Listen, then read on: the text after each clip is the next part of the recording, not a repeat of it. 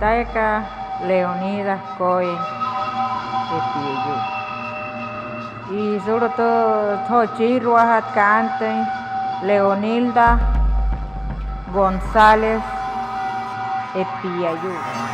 En cierto momento como susto, porque yo decía, Dios mío, Señor, si mi vida depende de una máquina, si mi vida depende de una diálisis.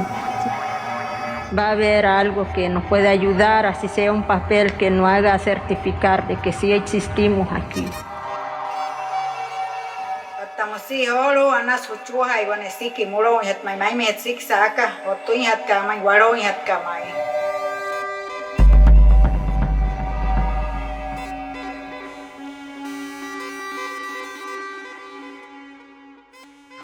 Yo ayudé mucho a la secretaria por eso, para escaparme de la realidad que yo vivo los fines de semana, porque yo sufrí mucha discriminación, muchísima, por ser lo que somos así, por ser gay.